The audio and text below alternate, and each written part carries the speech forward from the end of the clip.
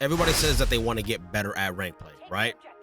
But after a couple of years being here on YouTube and playing rank myself in the last few titles, I don't think I believe everybody. I don't think players actually want to become better players. I think they just want that next badge. And we got to be honest, especially after this latest update to the SR and HPR system or whatever, those are two completely different things. Now look, I'm not calling anyone out here. I said it in my last video. Some people may argue that I got bailed by this SR system by making it the Crimson, but I'm gonna repeat myself. I think I would have made it regardless, because at the end of the last season, I still had over 7,000 SR, which you need 7,500 to hit Crimson.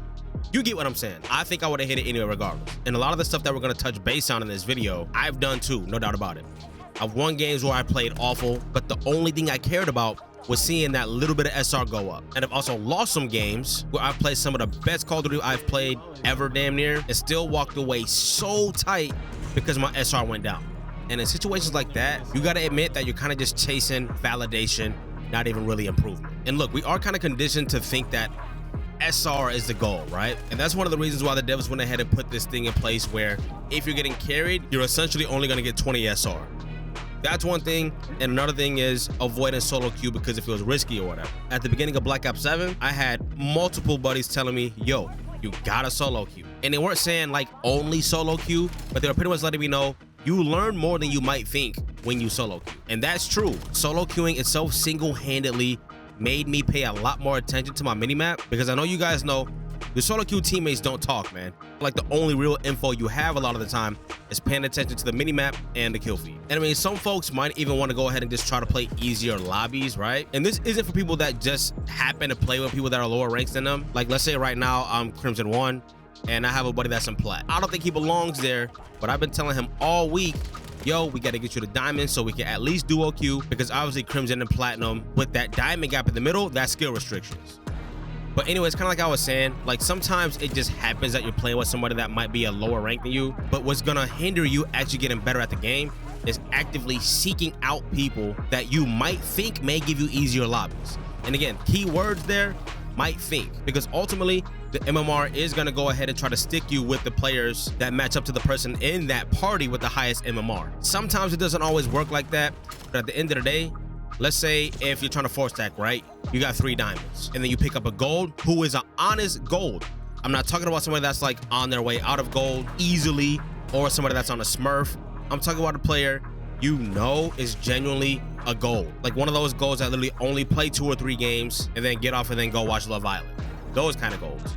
At that point, you are hindering yourself from getting better, and possibly even them too, because a lot of people can say like you have to play with better players to get better, which is true. I co-sign that 100%. And look, I'm not trying to punch down on golds here. I literally respect golds way more than any other division, because most of them know their place.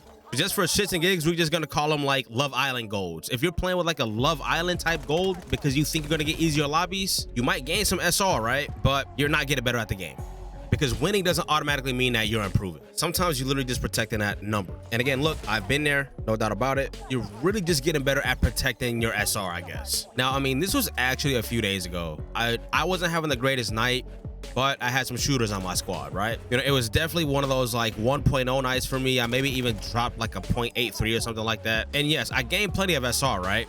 But I just didn't feel good about myself because I wasn't playing well. Sometimes there is this weird gray area where you'd almost rather crush it and then lose the game by the skin of your teeth, because at that point you feel like you got better. But when you're low-key kind of getting carried, dropping 1.0s and like 0.9s the whole night, you just kind of feel stagnant, man. But yeah, some folks protect their SR like it's a freaking credit score. And to kind of piggyback off of that last point though, let's say would you rather go 10 and 15, get completely carried and only gain 20 SR, or drop like, let's say, I don't know, 50 kills, play fundamentally great, but you lose the game and you lose, let's say, the 20 to 30 SR or whatever? Answer that question honestly though. Let me know which one you would pick, because obviously the goal is winning. And a few years ago, like let's say in Black Ops 6 and maybe even Modern Warfare 3, I was cool with dropping a 0.8 and winning the game. This game kind of forced me out of that mindset. And that's kind of the problem. We judge the result, not the performance. Because look, you can be making hella mistakes throughout a game and still end up winning, and then all the dumb shit you did in the middle of that game kind of gets swept under the rug. And I've even played some games where the enemy team was kind of like bots, and then I sat there and I would think, yo, that shit would not have worked if we were playing a better team. And again, like, it just doesn't feel as good. At the same time though, those good habits get ignored after a loss. You could block spawns, literally play damn near perfect COD, but if you lose, it almost feels like that shit doesn't matter. It could suck because it feels like you did everything right, but just ended up taking an L, especially in those nail-biter games, man. And like one of the key takeaways there is like a win doesn't get rid of bad habits. At the same token though, a L doesn't erase good habits. By the way, if you visited the channel before, you already know I'm usually drinking an advanced gaming supplement while I'm recording, streaming, or just enjoying ranked play offline. It's honestly become part of my routine at this point. Highly consider trying this out. Energy supplements, focus supplements, and hydration.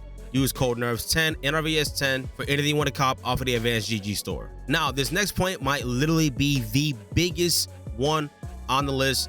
It might be one of the biggest problems in the ranked play community. Everyone is always trying to compare themselves to someone else. It could be somebody in your lobby. It could be somebody on Twitter, somebody on TikTok, looking at the top 250 leaderboard. Everybody wants to be better than the next man, right? But too many people don't want to be better than themselves. You can watch streams, YouTube videos, all you want. But one thing that has helped me improve a lot this year is just watching my own VOD back. And I mean, obviously in this regard, I make content, so I kind of record 80% of the time regardless, maybe even 90% of the time. So I always do have something to look at. And it could be something as small as like I'm showing one of the guys a clip, and I don't know, maybe I go on like a crazy 6 or 7 spree. But 10 seconds before that, maybe I'm doing some brain dead shit. Like maybe I'm getting too thirsty for kills and I'm pushing too far forward and I'm flipping the spawns. Or maybe I'm just so focused on trying to block the spawn, I'm pretty much out of the play completely. And I mean, like, not to talk about pro players, because I understand like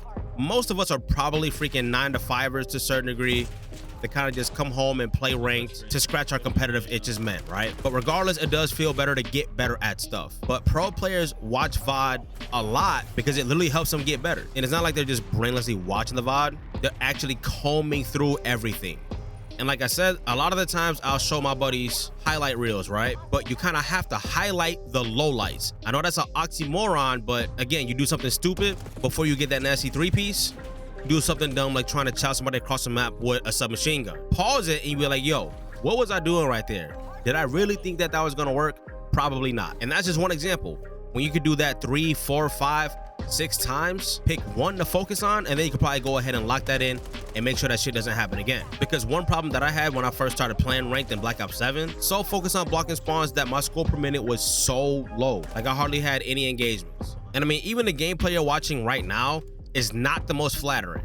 1, I freaking hate Colossus. 2, I get in my own head when I see freaking iridescence and pink flames in my lobby. I don't care if they're on my team or not. And it's not because I think that they're better than me, but call it cope. I'm always skeptical of people cheating if they have a certain color of a flame. But yes, at the end of the day though, what I'm kind of getting at is try to be better than yourself yesterday. Let's say you jump on a game tonight, right? You're looking at your last few games and you're like, damn, I dropped a lot of .80s today. That's not to say you should try to hop on a game tomorrow and drop 1.6s or 2.0s only. Try to make a micro adjustment and be like, all right, no lower than a 1.1 tomorrow. And even if you don't hit that 1.1, even if you hit a 1.01, you can still almost visually see that you did better than yesterday, quite literally. And another thing is here, and this one is kind of ridiculous in my opinion. A lot of players' badge becomes their entire identity. It becomes their whole personality. Let's say, for example, you want to go ahead and hit diamond, right? That's all you wanted to do was just diamond. You didn't care about hitting crimson. You didn't care about hitting iridescent. You kind of just kick your feet up, and at that point, you stop learning. But let's say you're the only diamond in your friend group, and don't lie, you're probably flexing to everybody like, yo, I'm the only diamond in the friend group. You guys are plats and golds and silvers. I'm just kidding, not silvers. I hardly believe that there are any silvers and bronzes in this game right now. There's no way, right? And like, you're not asking questions like, yo, what can I do better here? And you're not trying new shit anymore because the badge becomes proof that they're already good enough. Now, the folks that behave like this the absolute most are the Crimson players. I freaking said it. I made a funny little TikTok / YouTube short the other day. And I said a lot of players in Crimson, they hit Crimson and they think they're freaking CDL gods, man. Like, bro, you're just Diamond 4. Chill out, bro. And a lot of the times the gameplay will even say otherwise, man. And at the end of the day, man, your rank is a result of your skill. It's not proof of your skill, especially with this latest update, man. Again, talking about my last upload, a lot of people feel like Crimson is free now. And a lot of people think that Diamond is free. And here's the funny part though, like the players who usually obsess over their badge, those are absolutely the ones that plateau. What's even more crazy about this, man, is when you stop caring about SR, that's kind of when you inherently get better at the game. I've said that a couple of times on the channel as well. During the ranked series, for example, obviously there's no SR to play for, so you're just kind of playing the game to play the game. And the $1 million question is, let's say if your rank went away tomorrow, let's say if everybody went back to unranked, or you know what, better yet, let's say everybody went back down to bronze 1 tomorrow, would you still grind because you actually like to get better, or would you just stop playing? Let us know down below though. If you enjoyed the combo though, invite you to the Collective Cortex Discord server. This will be the first link down below. And it's not just a COD server. You can show us your setup, talk about anime, any other games you've been playing. I've been messing around with the game NTE. Doesn't even matter if you're not a prick or a bitch, we got a spot for you. If you made it to the end though, thank you for sticking around, and I'll drop 2 more videos for you on the screen right here. I'll see you all over there.